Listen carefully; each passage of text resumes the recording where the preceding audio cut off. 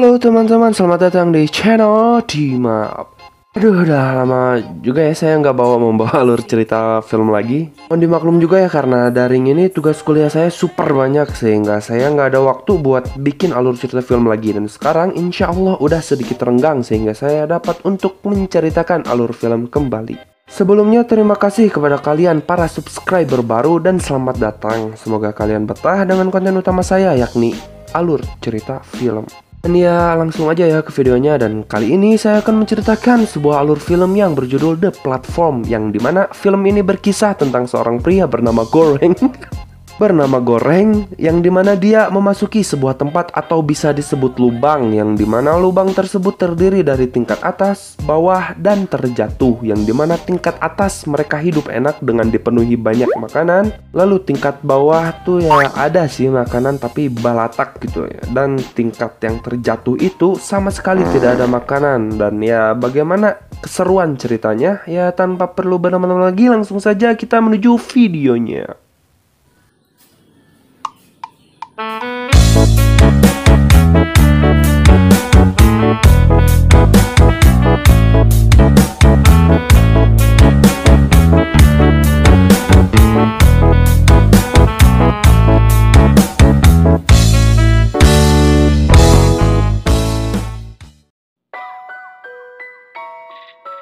Awal film diperlihatkan sebuah dapur restoran yang super duper mewah yang semuanya diperhatikan dengan sangat baik. Dan si bapak ini adalah kepala chef dapur ini. Lalu terbangunlah seorang pria yang bernama Goreng dari pingsannya di sebuah tempat yang disebut juga dengan lubang, karena dalam tempat tersebut terdiri dari banyak sekali tingkatan dengan lubang di tengahnya. Dan teman satu tingkatannya ini bernama Terima Gazi. Belum sadar dari lulungunya, dia diberitahu bahwa mereka saat ini berada di tingkat 48. Lalu Terima Gazi pun menjelaskan sedikit bahwa inti dari kerja lubang ini adalah makan. Dan mereka akan berada di tingkat ini selama 1 bulan. Dan mereka akan makan dari sisa-sisa makanan dari tingkat yang berada di atas mereka. Tak lama lampu pun berubah menjadi hijau yang menandakan mimbar berisi makanan akan turun. Saat mimbar tersebut turun, terlihat makanan yang begitu pabalatak tepi kabitaeun yang menyebabkan si Goreng sama sekali tidak mood. Dan dia hanya membawa sebuah apel untuk dimakannya nanti.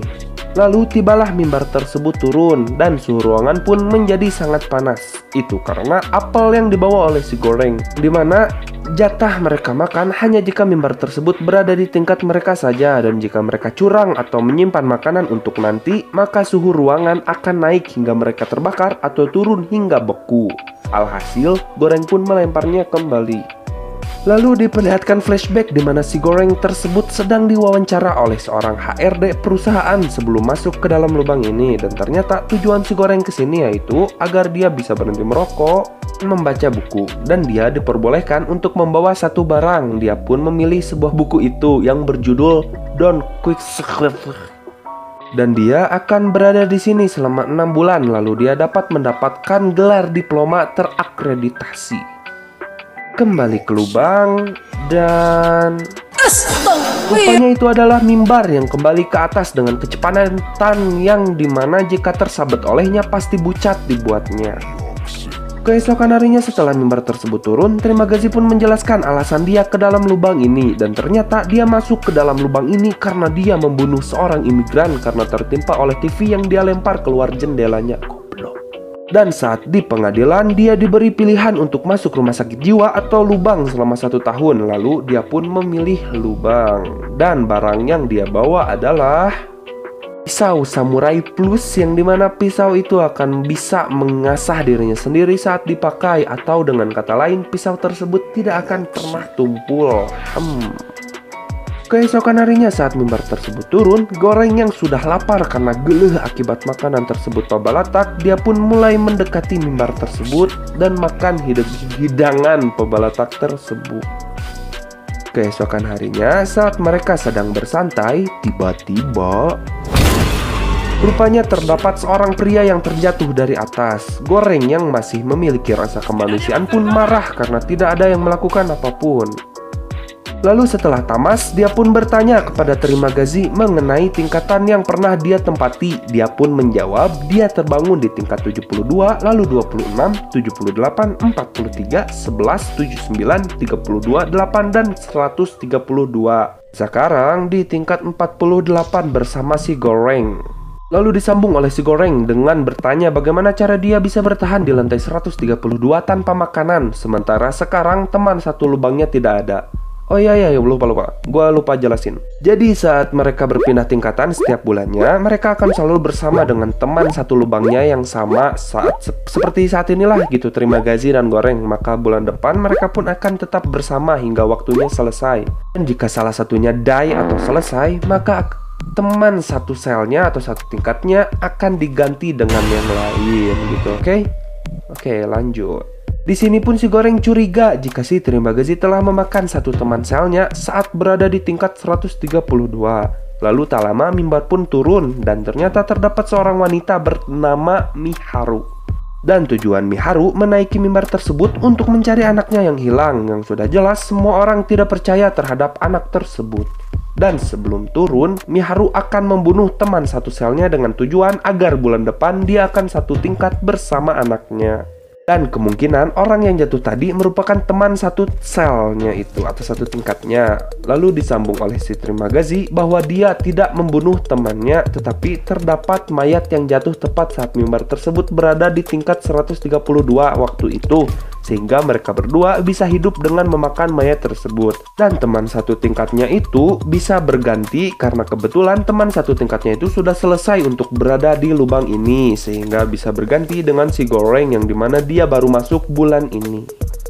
Lalu mimbar tersebut pun turun dan Miharu pun digunakan sebagai pemuas nafsu mereka. Goreng yang melihatnya pun langsung berteriak-teriak agar Miharu dilepaskan. Tiba-tiba Miharu kembali ke dalam mimbar tersebut karena berhasil membunuh mereka dan kembali menuruninya. Haduh.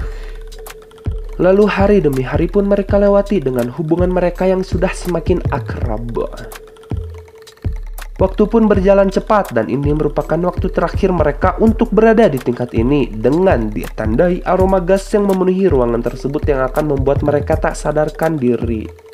Dan saat terbangun, Goreng sudah diikat di ranjangnya dan rupanya mereka saat ini berada di tingkat 171 yang dimana makanan tidak akan sampai hingga tingkat ini. Dan si Trimagazi akan mulai mengulitinya saat 8 hari pertama dan sebagai bentuk rasa kemanusiaannya dia akan membagi sebagian dagingnya si Goreng untuk dimakan oleh si Goreng sendiri agar mereka berdua dapat bertahan. Aduh.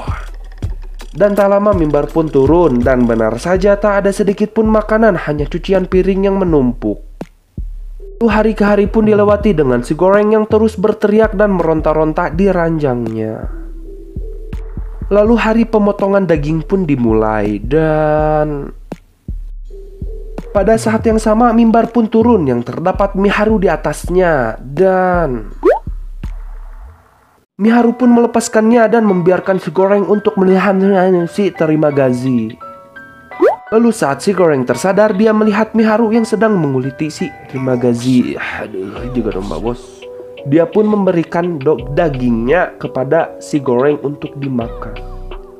Lalu setelah dirasa cukup, Miharu pun kembali menaiki mimbar tersebut untuk mencari anaknya yang hilang. Dan diperlihatkan kembali di mana kepala chef tersebut sedang memarahi anggotanya karena terdapat sehelai rambut pada panah kotak. Kembali ke Goreng yang sedang memakan daging si Trimagazi pun dijungjurigan atau didatangi oleh bayangan si Trimagazi yang kini sekarang dia sudah berada dalam pikiran si Goreng. Dan si Goreng pun pingsan. Saat tersadar rupanya kini dia berada di tingkat 33, alhamdulillah. Dan teman satu selnya bernama Imoguri dengan barang bawaannya adalah anjing yang bernama Ramses II.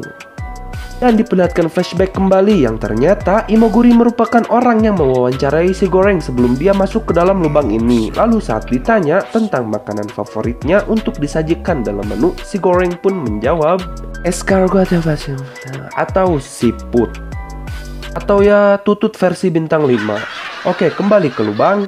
Dan saatnya mimbar tersebut untuk turun. Imoguri pun menyiapkan 2 hidangan untuk dimakan di tingkat selanjutnya agar bisa memakan bagiannya saja. Dan dia pun memberitahu kepada tingkat bawahnya agar bisa memakan makanan yang sudah dia siapkan saja dan menyuruhnya untuk menyiapkan 2 hidangan pula untuk yang di bawahnya agar makanan tersebut bisa sampai hingga ke lantai dasar. Bukannya didengar, dia justru dimarahi dan diteriaki karena imbuh mereka bebas memakan apapun yang mereka mau karena mereka sekarang berada di tingkat yang cukup menguntungkan. Lalu saat si Goreng bertanya mengenai anak Miharu yang hilang, rupanya Imoguri pun tidak percaya akan adanya anak kecil di lubang ini karena imbuhnya pengelola sangat selektif dalam memilih anggota dan ditambah Guri sangat tidak tahu bahwa ternyata di lubang ini sangat seperti ini gitu. Aduh, ai ibu. Lalu hari ke hari pun Imoguri terus-menerus menyiapkan makanan dan memberitahu agar mereka atau yang di bawah menyiapkan 2 hidangan untuk yang di bawahnya pula. Tetapi tetap saja dia hanya mendapatkan cacian dan makian dari mereka. Setelah 15 hari, Goreng pun ikut memerintahkan mereka agar mereka mengikuti kata-kata si Imoguri dengan cara yang lebih kasar. Dan rupanya cara tersebut ampuh untuk membuat mereka mengikuti perkataan si ibu. Keesokan harinya saat mimbar tersebut terturun, terdapat Miharu yang tak sadarkan diri. Alhasil mereka pun memindahkan Miharu dan membiarkannya beristirahat di kasur si Goreng. Lalu saat si Goreng lenyap, si Goreng pun merejat karena terdengar suara wanita yang sedang pasea dan rupanya Miharu telah membunuh Ramses II untuk makanannya. Keesokan harinya, setelah Miharu turun, Imoguri pun memberitahu alasannya masuk ke dalam lubang karena ternyata dia mengidap kanker dan dia dinyatakan oleh ahli akan meninggoy beberapa waktu lagi. Akhirnya dia pun memilih untuk masuk ke dalam sini karena kalaupun dia hidup di luar, dia sama-sama akan die. Aduh, karunya si ibu Shin pun beralih kembali ke dalam restoran di mana sedang membuat escargot yang sangat indah dan teliti setiap detailnya dan disajikan di lantai 0. Dan rupanya di lantai 0 ini makanan dihidangkan begitu indah dan sesuai pesanan mereka saat mereka diwawancarai sebelumnya. Namun semuanya menjadi hancur dan balatak akibat dari kerakusan manusia. Dan ini pertama kalinya dia melihat makanan favoritnya tanpa tersentuh sedikit pun. Dan ini merupakan hari terakhir sebelum mereka berpindah tingkatan. Dan saat terbangun ternyata dia sekarang berada di tingkat 202. Dan ditambah Imoguri sudah gantung diri agar si Goreng bisa memakannya. Dan saat ini dia digentayangi oleh 2 jurik sekaligus. Haduh.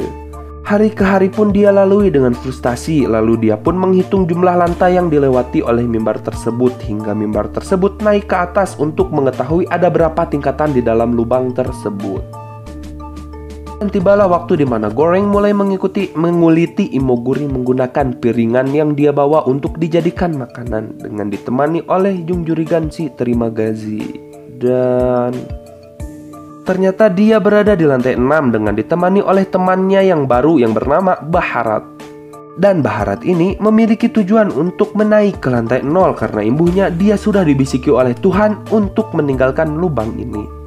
Dia meminta tingkatan atasnya untuk bisa membantunya naik. Ya, singkat cerita yang di atas itu akhirnya mau menolongnya untuk naik. Dan rupanya dia ditipu oleh mereka dan dia kehilangan talinya yang menyebabkan dia sangat stres dibuatnya. Saat malam hari, Goreng pun dibisiki oleh si Terimagazi dan Imoguri agar si Goreng bisa merubah sistem lubang ini. Lalu Goreng pun mendekati Baharat dan mengajaknya untuk memulai misinya dengan menaiki mimbar untuk membagikan makanan di setiap lantainya agar bisa sampai hingga lantai dasar. Dan keuntungan Baharat, dia bisa menaiki mimbar hingga ke bawah. Setelah sampai ke dasar, dia akan ikut bersama mimbar tersebut untuk mencapai tujuannya yakni lantai 0. Dengan kata lain, merendah untuk meroket atau ya turun untuk naik lah gitu. Jadi keuntungan Baharatnya gitulah. Ya gitulah. Dan lantai yang telah dihitung oleh si Goreng saat di bawah itu yaitu berjumlah 250 tingkat. Dan dimulailah persiapan mereka untuk memulai misi tersebut. Lalu mereka akan ngegaplok siapapun yang tidak mengikuti perintahnya. Lalu tibalah di mana mereka bertemu dengan orang bijak. Orang bijak itu pun memberitahu agar mereka untuk mengutamakan sopan santun. Jika mereka tidak mau mendengarkan, barulah mereka serang. Namun sebelum itu, berdialoglah. Dan untuk menyampaikan pesan kepada lantai 0, mereka membutuhkan sebuah simbol untuk disampaikan ke lantai 0. Dan mereka pun memilih Panakota sebagai simbol pesannya. Dan mereka pun mulai menuruninya kembali. Dan seperti dugaan kita, tidak semua mau mendengar. Dan saat melewati tingkatan yang dimana tidak ada yang hidup di sana, mimbar tersebut tidak berhenti dengan artian lubang tersebut tidak berjumlah 250 atau lebih dari 250. Jadi perhitungan si goreng itu salah. Dan ya aduh, ngeri banget di lantai bawah tuh, aduh. Saat di sebuah tingkatan, dia pun melihat Miharu yang sedang dibunuh dan sayangnya Miharu die di sana dengan mereka berdua yang sudah terluka cukup parah akibat pertarungan itu, dan mereka pun kembali menuruninya. Kengerian demi kengerian diperlihatkan di setiap lantai dasar di bawah gitu. Aduh. Hingga sampailah mereka di lantai 333 dan ternyata terdapat anak kecil yang dicari oleh Miharu itu dan mereka pun ketinggalan mimbarnya. Dan anehnya, anak tersebut walau sendirian tanpa makanan, dia sehat walafiat. Dan anehnya lagi, suhu pun tidak menjadi panas atau dingin walaupun terdapat makanan saat mimbar itu turun. Akhirnya mereka pun memberikan panakota tersebut untuk dimakan oleh budak Eta karena terlihat kelaparan. Atau ya si goreng tuh ngiranya dia kelaparan gitu. Lalu saat malam hari, si goreng yang dijunjurigan oleh si Trimagazi dan Emogori dengan ditambah si Miharu pun akhirnya dibangunkan oleh Baharat dan memberitahu bahwa anak itulah pesannya. Dan rupanya itu masih dalam mimpinya dengan Baharat yang sudah die. Dan keesokan harinya, mimbar itu pun turun. Goreng pun terengah-engah mengajak anak tersebut untuk menaiki mimbar itu dan mependek anak tersebut hingga tertidur. Dan saat di lantai dasar, Trimagazi pun datang kembali dan mengingatkan bahwa perjalanan si goreng sudah selesai. Goreng pun menjawab, belum, karena dia adalah pembawa pesan. Dan Trimagazi pun membalas, pesan tidak butuh pembawa. Alhasil si goreng pun turun dari mimbar tersebut dan menjauhinya. Lalu mimbar tersebut pun naik dengan membawa anak itu. Dan tamat. Gimana? Bingung ya. Ya, ya saya juga lah. Ya intinya itu di endingnya itu si sutradara sudah memberitahu yang penting pesannya yang disampaikan di film ini. Pesan tidak memerlukan pembawa atau tidak perlu naskah atau segala macamnya lah gitu. Yang penting pesannya itu. Ya oke. Udah.